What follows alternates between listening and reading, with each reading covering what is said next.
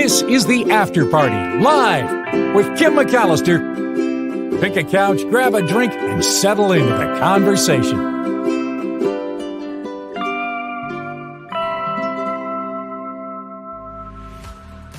Hey everybody, it's Friday on the After Party Live. Thank you for heading on over from the extended Mark Thompson show, but a great show today it was. Loved having Mo Kelly on. That was a lot of fun, and Michael Snyder's always fun too. Speaking of movies, today on the After Party Live, Tim Sika will swing by. He'll also talk about Twisters and some other really cool movies that are coming out this weekend. So we'll look forward to that in just a few moments. Hope you enjoyed the Nikki Maduro show this morning as well, the extended version of that. So a lot of content today from our three sister shows. Thank you for being here. Please click the like button. I'm so excited to tell you. I'll go on to double check and make sure the exact number, but as of today, the After Party Live has 2,203 subscribers. Woohoo, happy dance. So happy. Every single person that subscribes to the show, I really, really appreciate you. Thank you for being here and for spending your time or even just clicking that subscribe button. If you never even watched the show, I'm just glad to have you aboard. Let us take a look at the chat. Heather's saying, hi, friends. She wants everyone to come out to the Radwood Car Show at Pier 30 to 32. 80s and 90s themes cars, and it'll be a blast. She'll be there with her little Riata. I have to tell you, Heather, I was looking at pictures of your car yesterday on Facebook, and I don't know what a Riata is or who makes it, but it's a really cute little car, and I love that you take so much pride in it. Really cool. Jim says, happy Friday afternoon to everybody. You went to the Rolling Stones? Totally would miss this show for the Rolling Stones anytime. No, thank you for that. I'll soon be giving Mr. Beast a run for his money. Well, don't think so, but it's nice to dream. A girl can dream. Oh, it's a Buick. Awesome. A Buick Riata. Nice. All right. So I have been looking at this story all morning about the IT outage, the blue screen of death that has impacted everything from 911 calls to airlines to hospitals. It's like one line of code that was wrong. They did an update, they put out these updates, one wrong line of code, and it just tanked everything. So embarrassing for that company and a headache for everyone else. Speaking of a headache, how about this? This happened at the Spirit Airlines counter, where you can imagine how freaked out and chaotic everything was. And one of the ladies behind the counter absolutely lost her marbles. So now the airline is apologizing, saying, this is not the experience that we want you to have at Spirit. But can you imagine having all the computers have the blue screen of death? No one knows what's going on. Everyone's got their tickets in their hands. There's a ground stop. People are freaking out. And unless you're kind of prepared for it, maybe I could see losing it. I don't know. Maybe because I'm a mom and I've lost it where I felt really bad about it afterwards, where you yell at someone and you're like, oh, now you have to make that repair. But I guess because I've been in that moment where I'm just like, check this out. And the worst part of it is that it's now for everyone to see, right? Yeah.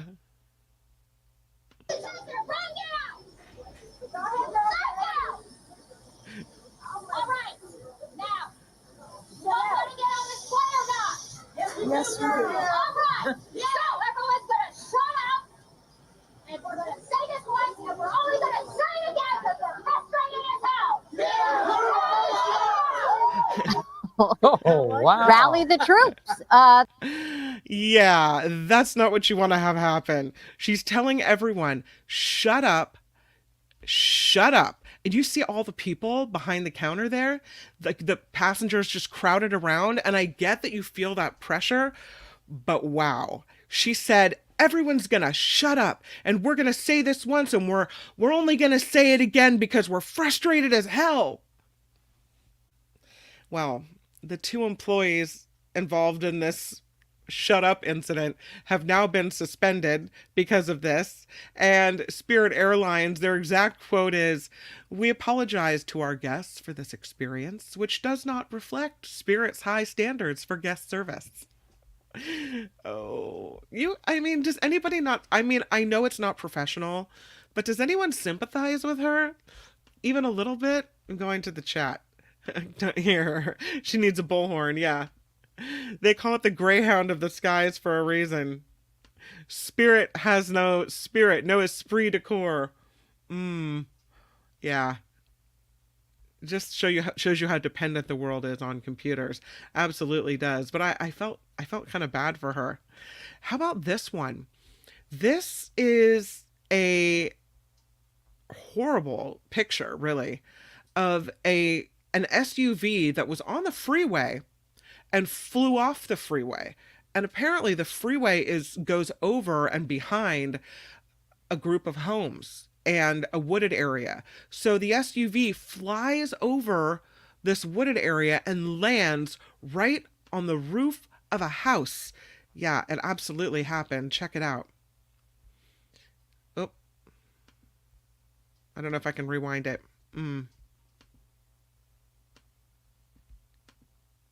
Here it is. I'll get it right. That drugs or alcohol played a role in the crash. No, I'll try it one more time. Very frustrating. You have to see that. I need you to see what the roof of this house looks like. This is wild. Absolutely wild. That I guess it's good that it could have landed in a room where someone was located and didn't. But the pictures are crazy because you may have seen a picture of a car, SUV, truck, what have you, coming through a wall. But for some reason, and I don't know why, it just looks so much worse when it comes through the roof.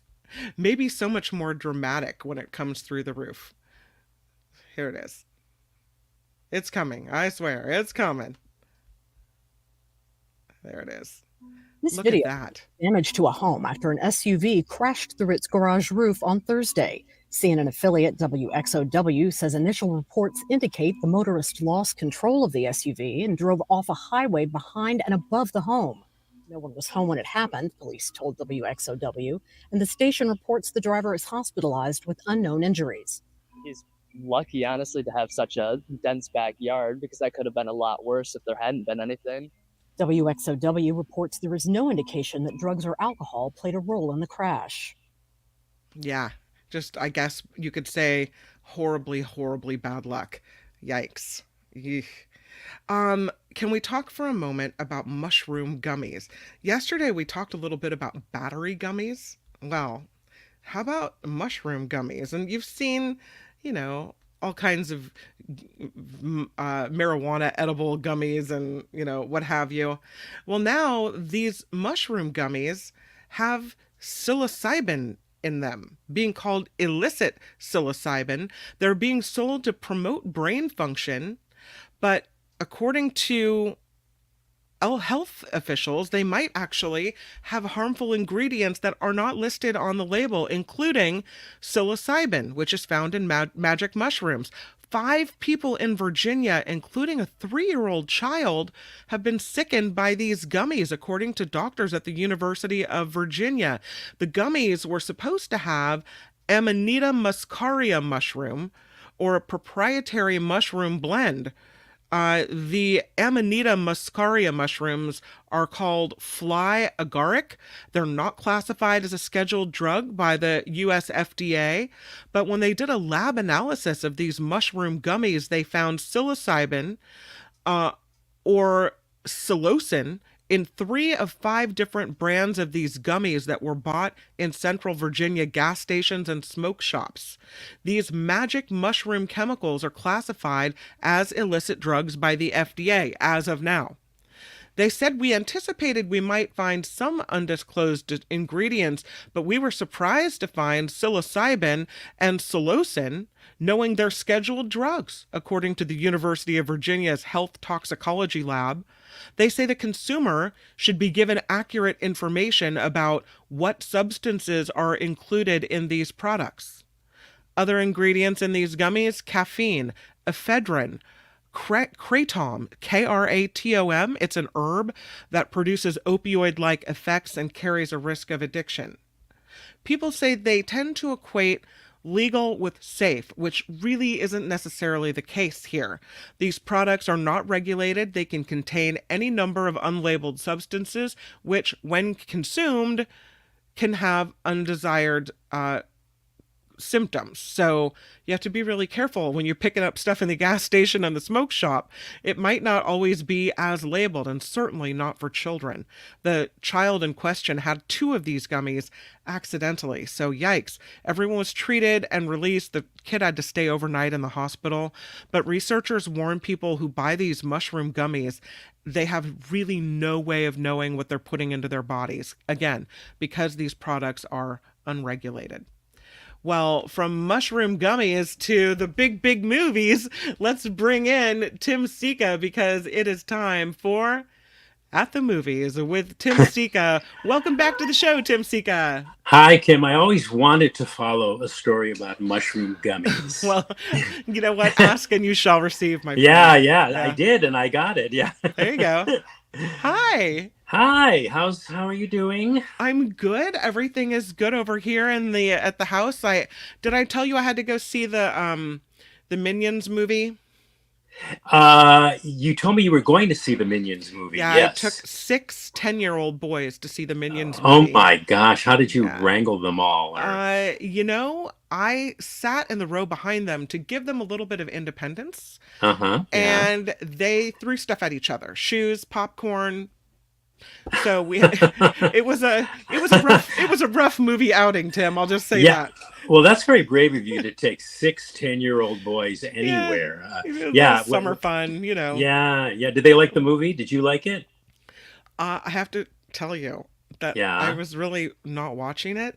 I have my Kindle on my phone, and my Kindle, you already told me it was bad, so I didn't even bother. So it has a black screen with white writing. You can dim it, and I was kind of in a corner so I could read my book while no one was looking. So I watched the kids, and then I'd read a couple pages, and then I'd watch the kids, and they seemed to like it though. The kids seemed to like it at the screening I saw too. They giggled, and they laughed in the right places. And I just think for adults, we adults have seen a lot more movies than a group of 10-year-old boys. So, we have more to be critical of because we have more movies that we've seen. But for kids, it's fine. I think I said about it, it's not going to cause, the kids to have like a bad experience and be traumatized or anything. It's just lightweight fun for kids. So, yeah. Okay, I have a question for you. Yeah. You see this new background that we have? Yeah, I was going to just ask you. Did you like that? Because it was either that or it was this. I don't know. That might be a little busy. Yeah. Well, it's really interesting is like that one, the one that you just put with looks like a jungle, is like perfect background for when we review Land of Bad. Oh, okay, cool. All right. Because that's a movie where they're in the jungle. Perfect. Then it was great for today. All right. Yeah, perfect. Yeah. But your first one is actually kind of, I want to say maybe a remake or sequel to a movie that the first one I really enjoyed. I mean, kind of like action blockbuster kind of summer movies. So here it is, Twisters. Well, man, are we ever seeing all these revisits to movies 30 plus years old? Just this year, I think we've had like the 5th Ghostbusters. And then we recently talked about Beverly Hills Cop. Right. Which was like a 30-year-old franchise, and probably others I'm forgetting about right now. And now add to that is Twisters with an S, which I guess is a quote-unquote sequel. I made time to watch again the original one because it's been years since I've seen it, but I'll get to that. But this one's being advertised as a standalone sequel to the 1996, 28 years ago summer blockbuster mega box office hit that was just called Twister, singular. And that one starred Helen Hunt and Bill Paxton and Jamie Gertz and Carrie Elwes. Philip Seymour Hoffman even was in that movie. And so now there's Twisters, which from the looks of it on screen cost, oh my God, a pretty penny. So we go back to the what were we going to say? Can I ask you why, looking at the movie poster, it looks like this tornado is on fire? Well, yeah, they kind of are. Okay. Well, anyway, with this one, we're going back to the tornadoes and the tornado chasers, right? Because there's this group of meteorologists that chase tornadoes and try to get data and all this kind of stuff. But in the persons this time of Daisy Edgar Jones, Glenn Powell. I don't know what the big appeal is with Glenn Powell. Do you know who I'm talking about? He's just like, he's considered I mean, did you see the new the Tom Cruise the other 30-year-old sequel that he did, the Top Gun sequel? Did you see that one? I did see well, that. remember Glenn Powell was like the smart ass guy. Anyway, he's in everything these days. I don't get his face. Yeah. Yeah, I don't get the appeal. I guess women find him really sexy. Anyway, Anthony Raymond. Raymond. Bad looking. I think he looks like a geek. Anyway, that's what this movie is. Okay, forget Glenn Powell for a minute. He's actually good. He's a good actor. I just don't get the appeal. But so this movie is just a bunch of twisters, a series of tornado recreations, really, with slight updates, to make it more contemporary. Like the Glenn Powell storm chaser character is a YouTuber, right? He does all this on YouTube, so that kind of thing. But it's pretty much it's similar to the original. And this is a pure that's him. Yeah, you think he's really good looking, huh? I think he looks like a geek. He's not bad. Yes, here we are both standing in judgment of someone's looks. Really, I should talk, right? Anyway, so this one is purely entertaining popcorn summer blockbuster fare. Yeah. There is hardly any script. I think the script for the original one, at least in terms of that script, that one was kind of a riff. I don't know if you've ever seen the Howard Hawks movie, 1940 comedy. It's called His Girl Friday. The original Twister reminded me of His Girl Friday, only with tornadoes, and with Helen Hunt playing the Cary Grant part, Bill Paxton playing the Rosalind Russell part, and Jamie Gertz playing the Ralph Bellamy part. But anyway, Twisters, this one doesn't have any script. The movie was, I think, obviously created first and foremost as a special effects vehicle, right? So there's these stretched out narrative sequences which are only biding their time until the next tornado. And these tornado sequences in this movie, they're just, oh my God, they're super spectacular, especially in IMAX. I saw the film in IMAX, and really it was like being swept up in a real tornado. They were so... The movie's very formula, and it's not as silly or fun or lighthearted as the 1966 movie was, the one that you like so much, the one I like so much. But it's good enough. The tornado sequences in this movie, because they've improved over the last 28 years, the special effects technology has like vastly escalated. The tornado sequences alone in this movie are worth waiting for, and definitely worth the price of admission. And I think dollars to donuts will. And no pun intended, they will totally and completely blow you away. In fact, I think they should give the Oscar for special effects to this baby this year. I mean, that's how powerful and brilliant these tornado sequences are. So yeah. But you need a story. The whole movie can't just be relied on special effects, right? Right. Yeah. I mean, this one kind of borrows the thing where, they have to lure the woman back into the fold because of a bad experience she had. But there's none of the nuance and the fun and just the back and forth like comedy banter. This one is like, we know you had a bad experience with one of the tornadoes, but we'll want you back. But you only have to do it for a week. I mean, and that was it. And really, it was just like you're just waiting for the next tornado to hit. But the tornado scenes were so spectacular. It's sort of like halfway through, I thought, well, who cares about the script? These these tornado sequences. No, really, they were amazing. They were so realistic, so terrifying, and they just enveloped you. Like, really, it felt like you were caught up in a real one. So, and they kept getting more and more spectacular. They kept topping each other. So I give the movie props for that. And yeah, I wish there was a better script too, but well, you know, you can't have everything, I guess. I don't know. Are you I am. recommending it? Yes. Okay. For us, for just popcorn summer movie fun entertainment fare. Absolutely. Yeah. Yeah. You know, this is a good movie you can like eat snacks to. I never eat when I watch movies because I'm too busy working. And if I ate, I would just, you know, I would like whatever, I'd lose my focus. But it's the kind of movie that's sort of tailor made for people that just want to go out and have some fun. And the cast is, you know, they're attractive and they're good actors and there's nice chemistry. And so, yeah, you know, yeah, I recommend it. Absolutely. Okay. Yeah. Yeah. Your next movie is called Land of Bad. Yeah, more summer escapist fare, but decidedly of a different ilk, and available to stream on Netflix. Okay, this is one for home, and it's a military thriller. And I was going to skip this one, Kim, but the director caught my attention. This guy named William Eubank, who helmed one of my favorite films of 2014. It was a science fiction thriller called The Signal. I don't know if you ever saw that.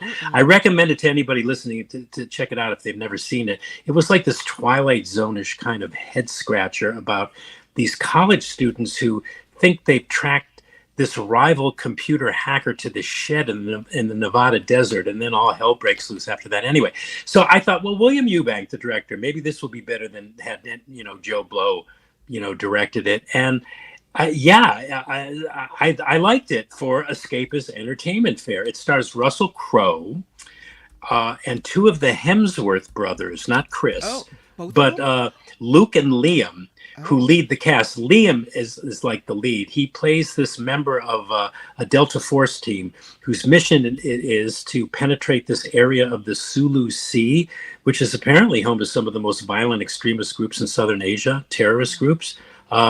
Yeah, factually true. And the mission, him and his team have this mission to extract an American who's being held hostage there and being tortured and everything. That doesn't sound like a very original script. Well, no, it isn't. And normally this kind of movie isn't my cup of tea. I mean, there was a lot of rah-rah militaristic, like pro-war jingo, like all these movies have. These movies have a love of revenge, and revenge is a justification for killing. And, you know, these military movies are usually chock full of violence, which this one is. It's chock full of violence, lots of hand-to-hand fights, torture, shootings, bombings, beheadings, lots of guns and extremist terrorists acting out, just lots and lots of relentless and violent action. It's all very gruesome and unsavory stuff. That's really a bummer because the Hemsworths are in it. Well, yeah. I don't think I'm going to watch it. Yeah, well, and the Hemsworth, I mean, they're good. I mean, I don't know if I've ever. I think I've seen Liam in one or two smaller independent films. He's very good. He's got a lot of star quality, and he's just good. I mean, he's interesting to watch. But it's gruesome stuff.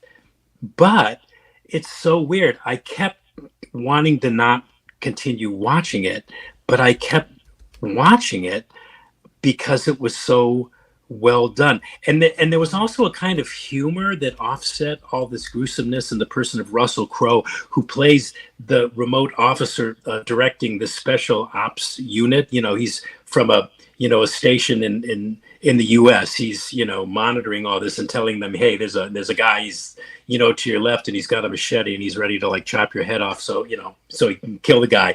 There's lots of gunfire, lots of violence. And if that's your jam, it ain't mine, but I gotta admit, I was never bored, and I was gonna bail, but maybe it was a combination of just how well it was directed and the star performances that just kept me going. Well, I want to just see where this is gonna go, and I kind of could predict where it was gonna go. But for a movie that's predicated on entertaining you, and it does manage to entertain you. You got to give it a thumbs up, even if it ain't your personal cup of tea. So I'm recommending this again. But if these kind of movies are, not your thing See, all because you of the had to violence. say is there's a beheading on the screen and I'm out. Yeah. Well, thankfully we were saved. We were we were spared from having to watch the beheading of a child. Ugh. But anyway, because the Americans saved the day. That's kind of a spoiler Of course. for that. But I mean, don't we always in the movies? Well, here's the thing. Yeah, but seeing what preceded that was really horrific. It's almost like, how the hell did they do this? I mean, they obviously use CGI or something, but whack. Oh man. So it's got a lot of that stuff in it. But it ain't boring. I mean, like I said, I was going to bail on it. I just thought, oh God, I don't need to pour this into my psyche. I just don't need this. But I kept watching it, and that says something for the movie. So usually you have a movie full of extremely good-looking dudes, and yeah, I'll tolerate a little bit of violence because it's a nice looking at the screen is kind of nice. Yeah, but I don't think when you go extreme violence, you lost me. So, yeah. Well, there's Liam there, like aiming his gun there, and I don't know. So hey. If you want to watch Liam, ladies, then you have to deal with gents, that. Yeah, you got to deal with all the other stuff. Yeah. Let's go to this one. This is called Oddity. Yeah, this is a supernatural horror movie, written, directed by this Irish director. This is his second movie. His name is Damien McCarthy. He did another movie. I can't remember the name. I hadn't seen it, but they said it was really good. But I didn't get a chance to see it before this one. But this one is about a blind medium. And a psychic and a curio shopkeeper woman who is still grieving over the death of her twin sister like a year prior. And odd as it sounds, after all, this movie is called Oddity, there's this wooden mannequin from her personal cabinet of curiosities that becomes crucial to her in her quest to uncover the truth about her sister's murder, right? And yeah, this is such a nifty little horror suspenser that, I mean, it employs all of the familiar tropes of the horror film genre, but it makes an art out of them without making it seem like this is an arty film, because it's not. It's a pretty basic horror movie, like jump scares, for example. There are so many of those here. But they all work to perfection, making the quieter scenes preceding and following those jump scares. Oh my God! I hate a jump scare. A jump scare freaks me out. Like they get me every time. Yeah. Well. Oh boy. Well. They make your heart beat fast. Yes. And that takes a while to calm down afterwards. Right. Yeah. Right. And in this movie, they're really like parsed out. In between these scenes that are really, really quiet. So, and you kind of know one's going to come, and it's so quiet, and you just go, no, okay, I know it. One's going to come. Okay, I'm bracing myself, and one comes, and you friggin' jump out of your chair. Anyway, and like I said, it's a basic kind of a horror movie, but unlike the movie we talked about last week, unlike Long Legs, this one worked, and its build up and its climax were worth the wait. And like Long Legs, this one too was really forcefully directed, but also unlike Long Legs, Oddity didn't have any kind of arty horror movie pretentiousness to it, Mm-hmm. So it's a really good, effective horror flick with a solid cast of British unknowns, but they're all very fine actors, has superb production design, and it's just very creepy. The mood is creepy. There's some violence in this. Yeah. Oh God. Yeah. Come to think of it. Yeah. There's some violence in this, but when it's all over, I mean, you can't quite shake it. It's that kind of horror movie that sticks in your brain. And nightmares. And really, what they're telling me is it's the stuff of nightmares. Well, yeah. I was going to say, don't go see this at like a 9:00 showing and then go home and go to bed because you're going to be dreaming about it. But it's interesting because it's also kind of like it makes any sane person avoid staying in any unfinished house that they may have bought overnight, right? You never want to do that. You want to wait till the house is all furnished before you move into it. Anyway, so it's all entertainment this week at the movies. No great insights into the human condition, no great character studies, no profound cosmic themes to ponder. It's all just escapist popcorn fare this week at the movies, which is characteristic of the summer movie season. And there's something for everybody. I'll recap it. Twisters with an S. You say it's a popcorn summer movie. It's fun, and you recommend it, despite the Yes. lack of a real good story. Yeah. Good tornado sequences, folks. Really good tornado That was sequences. Twisters, right? Yeah. Land of Bad. You Mm. say the Hemsworths are in it, that it's a good escapist movie, gruesome violence, but well done and kept your interest. You recommend it if this kind of thing and violence and stuff and military movies are your jam. Then you're Yes. on it. Okay. Yes. And I'm not sure. Are you recommending Oddity? Yeah. Yes, I am. Yeah. You're recommending Oddity. Oh, You said yeah, it's yeah. creepy and you can't quite shake it, but you're recommending it. Oh yeah. No, it's a good horror movie, and I you know, just yeah. I mean, I've seen almost just about every horror movie ever made, and this one, like I said, what I like about it is it uses all of the things that people go to horror movies for, but Right. it makes them fresh. And yeah, I mean, and even though that there's going to be a jump scare that's going to make you freak, even though and it's being telegraphed, and you're going, okay, all right, okay. You take a couple of deep breaths and you think, okay, I'm ready for this, and then it happens, and you're triply freaked out anyway. So, Oh my goodness. yeah. Anything streaming? Are you watching any shows or anything like that? You know what I'm finally catching up on? Oh God, you're gonna laugh at me, but I'm finally catching up on Grace and Frankie. I really enjoyed that. It's weird because that show feels a little, I don't know if it feels contrived or it feels more like a play. There's something about it that Yeah. You know what? I'm into the second season now. I'm trying to like it. I think there's 7 seasons. It was a big hit, and yeah, I find that it's sort of like going along a certain way, and then all of a sudden it shifts gears, and something else happens, and you're going, oh, this is a whole new story thing. Where's this going to go? I don't know. I don't know. I'm enjoying it. I think Lily Tomlin is a scream. She's so funny. yeah, I mean, it's hilarious. she just everything, the character, but all these things that she just sort of like, spouts off and stuff, the lines and stuff. She's so funny. And I love Jane Fonda. I mean, Jane Fonda is a goddess to me.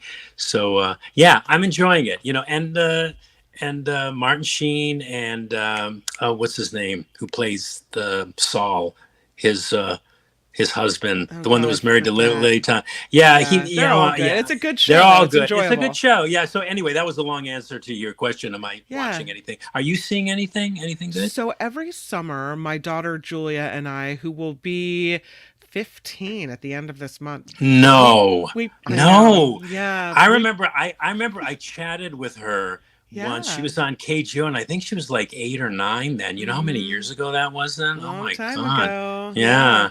So Yeah. every summer we pick a series to watch, and I let her stay up late. Last year we watched The Summer I Turned Pretty, and I Oh, think yeah. we watched Gilmore Girls.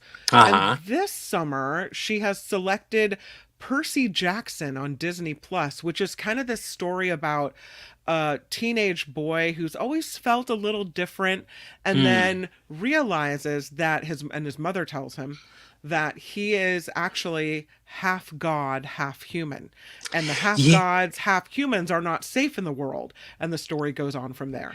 Okay, so that's a series now. I've seen a series, couple of yeah. the movies. Yeah, the It was- Percy it Jackson was- movies. First books, right? And now Right. series, yeah. Right. Yeah. You're right about that. Yeah. Yeah. So you're that's what watching we're that watching. now. I'm only one episode in, but I'm already hooked. Oh, okay. So, Well, yeah. that's I'll add that to the laundry list of things I probably should be watching. I'll let you know how it goes. Has Tim Julia Sika- has, Oh, has yeah, go Julia ahead. seen? I know we got to go, but has Julia seen the Pixar, the one you took your son to? No, she hasn't seen it. No, she hasn't Yeah. seen it yet. She Oh, went okay, to I'm just- see the Minions with a friend, but she hasn't Okay. seen what is it, Inside Out 2? She Yeah, hasn't seen Inside that Out too. Yeah. Yeah. But Yeah, she okay, should. I didn't mean keep to telling her it's the movie for her, but she's Yeah. like, "Oh, Mom, whatever." Yeah. Yeah. I don't want to talk Okay. about, Yeah. stuff about, Yeah, right, yeah. my body changing and my hormones. Yeah. Well, who can Yeah. blame her? Yeah. Tim Sika, have a great weekend. You too, Kim, and I will talk to you next week. We are at the movies with Tim Sika. Thanks, Tim, for being here. And every week you will see Tim Sika on this show, bringing you the best movie reviews. So fun to be able to have him. I think we may have time for a couple more stories here on the After Party Live. So let's jump right back in to some of the news. And I wish I didn't have to bring you this story, but I think it's important to know. And I want to preface it by saying that just because the research is showing that people with endometriosis may have additional risks doesn't make it 100%, right? But it's good to go into it knowing this. So new research has just been published in the Journal of the American Medical Association that women who struggle with endometriosis could be at risk for another health danger. They are 4 times, according to this research, 4 times more likely to develop ovarian cancer than women who don't have endometriosis. The odds are even worse for women with severe forms of endometriosis. The researchers found those women are 9.7 times more likely to be diagnosed with ovarian cancer. So women with endometriosis, they say, shouldn't panic about this because ovarian cancer is still pretty rare. 1.1% of American women will be diagnosed with it at some point in their lifetime, according to the National Cancer Institute. And so because of the rarity of ovarian cancer, the American Medical Association notes that the endometriosis link only increases the number of cancer cases by 10 to 20 per 10,000 women. So in the scheme of things, it's not a big number. The study done by the Division of Public Health at the University of Utah School of Medicine, they say we really wouldn't recommend any change in clinical care or policy, and that the best way to prevent ovarian cancer is still the recommendation of exercise, not smoking, and limiting alcohol. But I would say maybe if you have endometriosis, really not smoking and really kind of trying to pare down, your alcohol consumption. If you don't know what endometriosis is, it's actually kind of common condition and it's pretty painful. And it develops when uterine tissue grows outside of the uterus itself. There are more than 11% of women between the ages of 15 and 44 that struggle with this. So what doctors say women with endometriosis should do is watch for the warning signs of ovarian cancer, and that includes bloating, abdominal pain, changes in your bowel and bladder type functions.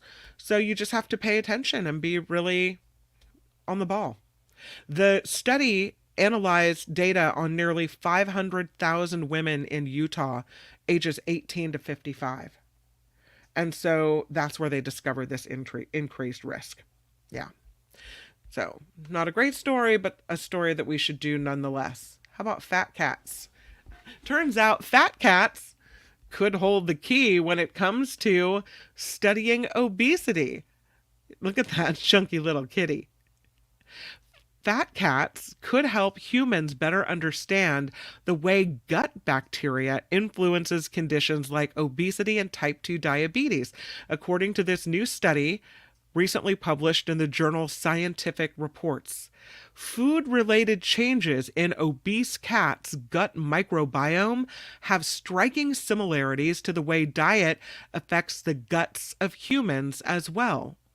As a result, the researchers say these fat cats might be the best source of information about the human microbiome and whether altering gut bacteria could help fight obesity.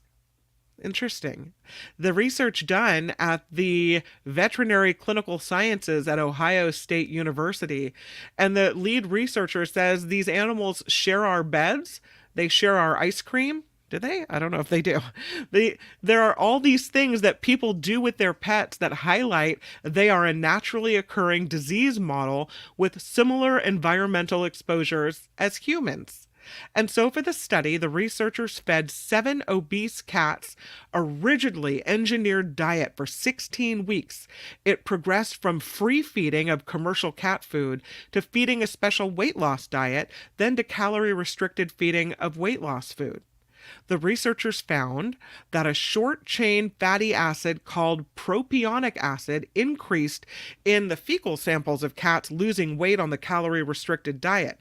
Propionic acid has been shown in other mammals to help regulate appetite, reduce fat accumulation, and protect against obesity and diabetes. And the increase in this acid was associated with an increase in the gut bacterium of Prevotella 9 copri, according to this research. So when the cats are on this special formulated diet for weight loss, the propionic acid goes up and stays high, and then it goes back down when they're put on their maintenance diet. The study highlights that when we calorie restrict cats that are obese, we can alter their microbial ecosystem, and those shifts that we see then correlate with metabolic outcomes. They also observe some changes in the gut bacteria of pet cats, which they think could be meaningful when looking into how dieting affects the human gut microbiome as well. Kind of changed depending on what was happening with the cat. The weight loss cat food in the study, Nestle Purina, which provided funding for the research as well. So kind of interesting. But I just really like the picture of that chunky cat. They had some issues with chips recently. Spicy chips. The chips here are so spicy that you see it says 18 on the top of the package. What it means in the characters there, if you're under 18, don't eat this. Don't eat these curry chips. But somebody brought them to high school in Tokyo, and more than a dozen students had to be taken to the hospital after they ate this extremely spicy chip. Some other kid gave them out for fun at Rukugo Koka High School in Tokyo. 13 girls and 1 boy, all first-year students, started complaining of nausea and stomach and mouth pain. The city's fire department was called out. And those ill, apparently they say that the symptoms were minor, but about 30 students had been eating these extremely spicy chips, labeled 18-plus curry chips, brought to school by a fellow student. The company that makes the snack, called Isoyama Corporation, says it apologizes for any inconvenience to customers. They wish for the swift recovery of anyone feeling unwell. They had a video posted, and I don't want to show kids doing stupid stuff, but this kid eats the chip and his face gets all messed up after he swallows, and he starts moaning and then collapses and starts laughing. But on the company's website, they forbid students under 18 or children under 18 from eating R18 plus curry chips because of their extreme spiciness, and they urge spice lovers to eat them with caution. The crisps, the chips, are so spicy, they may cause you pain, and they should be avoided by those with high blood pressure, weak stomachs, and anyone with cuts on their fingers should be careful handling them. Also, they say, eating them alone is dangerous because too many could cause the runs. Why? I don't know why that means you need a partner, but okay. The spiciness comes from the potent ghost pepper from northeastern India, thought to be one of the world's hottest chilies. So these curry crisps have been sold since 2013. They're the flagship product for this company. And the student, I guess, that bought the crisps to school said, hey, just did it for fun. I wonder why things like this are on the market, honestly. If they can increase your blood pressure, if they can give you gastrointestinal issues, if they're dangerous like this, why would this be your flagship product? So gross. Kids, crazy kids. I'm telling you. We talk about this. Moving. I don't know if you moved around a lot when you were a kid. My dad sure did. His family was constantly moving, and he still did. Now, my parents got divorced, and I lived with him for a time in Santa Cruz, but mostly lived in Petaluma with my mom. So I would say my upbringing was pretty stable when it comes to moving around. This new study, though, shows it's actually better to stay in a stable environment, that frequent house moves put kids at risk of depression as adults. There's this new study that shows that between the ages of 10 and 15, children who move once are 41% more likely to be diagnosed with depression in adulthood compared to those whose families didn't move. And kids who move twice or more at that age are 61% more likely to develop depression. Kids who live in a poor neighborhood, 10% more likely to develop depression as adults, which makes me wonder, is it really the moving, or are there just a lot of people that suffer from depression? I don't know. But according to researchers with the University of Plymouth in the UK, the results suggest that a settled home environment during childhood is crucial to protecting children against future mental health problems. The lead author says we know there are a number of factors which lead to a person being diagnosed with a mental illness, but this is the first evidence, they say, to suggest that moving to a new neighborhood during childhood is among them. He said, we believe the numbers we are seeing could be the tip of the iceberg. And the reason given is because during these formative years, children are building their social networks through school, sports groups, other activities, and each time they have to adapt to something new, it can be disruptive. So they potentially need more ways to find people to overcome those challenges. And they tracked for this study 1.1 million people born in Denmark between 1981 and 2001, comparing their changes of address while young to any subsequent mood disorders or mental health problems. And they say they really would expect other similar outcomes in other parts of the world, especially among groups of kids like foster kids or army brats type of thing. The study was published Wednesday in the journal JAMA Psychiatry.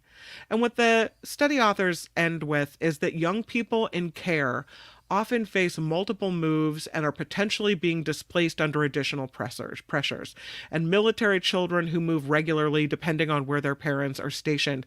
So the study would suggest that they and other such children may need additional assistance to prevent the development of mental illness later in life. Now that's that study. Notable, I think, even though I have a lot of questions. I don't know if you've been following what's going on with the cure of HIV. And I'm not going to say there's a cure for it. I think there's different ways to stave it off now. But this new information comes out about this German patient being the 7th person seemingly cured of HIV. He's a 60-year-old man. He's called the next Berlin patient, is how he's being referred to. He was treated with a stem cell transplant in 2015 for acute myeloid leukemia. He stopped taking antiretroviral drugs needed to suppress HIV in 2018, but since then, from 2018 to 2024, he has not developed any detectable levels of AIDS-causing virus in the nearly 6 years since. He's remaining anonymous, but he says a healthy person has many wishes. A sick person only has one. His case, though, according to doctors, offers new insight into potential HIV gene therapy cures for everyone. Prior HIV cure cases have been similar in that the patients all received a stem cell transplant after their diagnosis for a blood cancer like leukemia. The HIV cure occurred in these cases because the stem cell donors for the patients had naturally inherited 2 copies of something called CCR5 delta 32, which is a mutation of a white blood cell gene. And that genetic mutation renders people essentially immune to HIV by blocking the retrovirus's ability to infiltrate immune cells. So, this is the 7th case of this situation. After 7 cases, I'm thinking there's really something to this. So I'd like to see more research on that. But I thought that was a pretty interesting story.